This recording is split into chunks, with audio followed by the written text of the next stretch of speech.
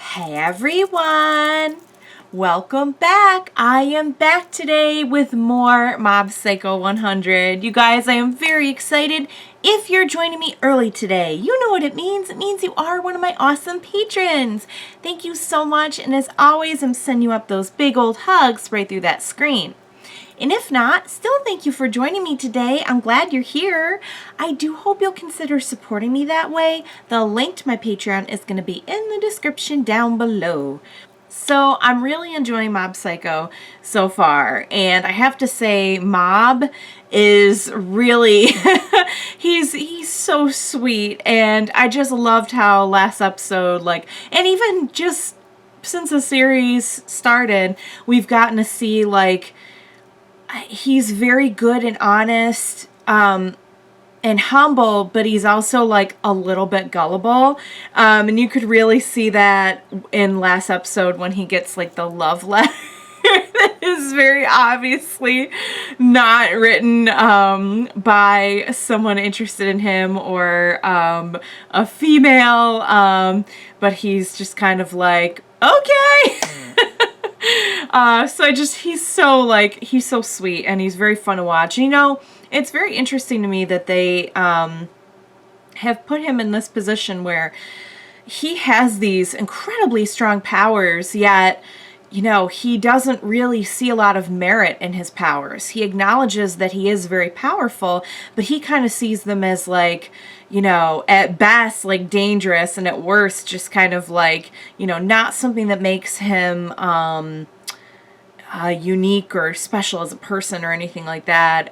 Whereas we see his brother wishes he had the power. So it's just kind of a fun little oh, grass is always greener kind of thing. We had a new character last episode from the other middle school, and it appears that he is psychic as well. He is the opposite of Mob. He, to me, is kind of doing everything that Mob wouldn't or couldn't with his powers, kind of using them for his own gain, using them to be popular, using them to manipulate, and just really takes full advantage of the powers, whereas Mob, he really keeps them under wraps.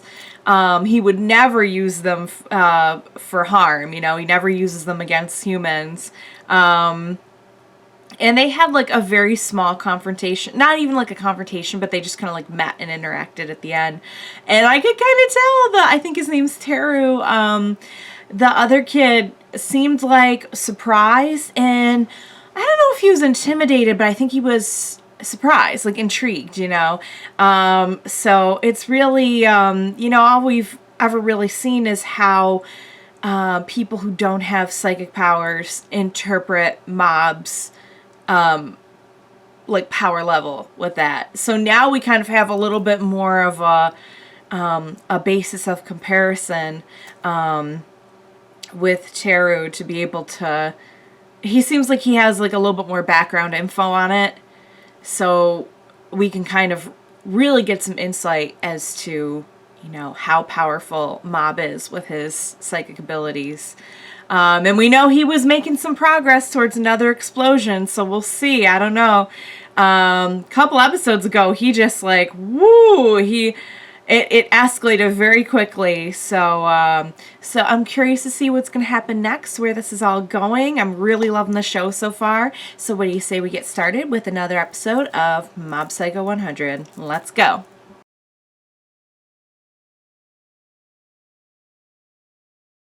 All right, you guys, let's talk. That was so good. Okay, just when I think they're done kind of establishing some of the basic info on Mob in this world, they go and throw me something like this, because Mob reaching 100% is nothing compared to what happened in this episode. I don't know what that was. It was unknown percent.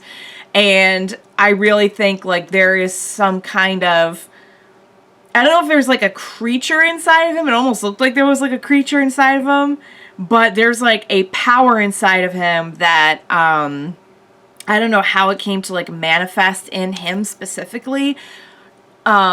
I don't know if it's truly a part of him or if it's like something else possessing him, but there is like a power inside of him that is definitely not in his control whatsoever. And he like blacks out completely and it just takes over and it wreaks total havoc.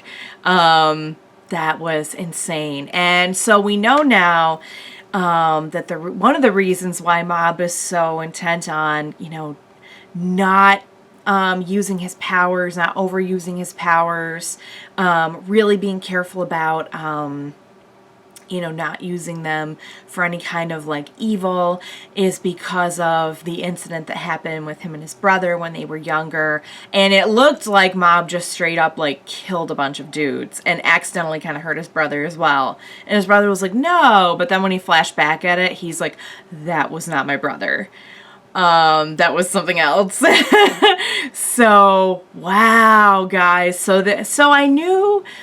I kind of knew that like Mob was way more powerful than meets the eye, but I had no idea. Like, I thought it had more to do with like his 100% when he just kind of goes like, nuclear and you know, we kind of see him in a very different state. That probably has something to do with it. When his emotions just get out of control and have nowhere to go, like he was saying, like he didn't like know what to do with his emotions and it just happened. But there's like definitely more to it than that. Okay, so the Teru kid, he pushed and pushed and pushed. He totally had it coming as far as I'm concerned. I'm sure he had no concept that Mob was really that powerful, but still it's like, why are you poking the bear? And we know why he was poking the bear, because he was used to being the head honcho and getting everything he wanted from, you know, being able to use these abilities that he has, and that was threatened. And at the end of the day, he's every bit as insecure as Mob.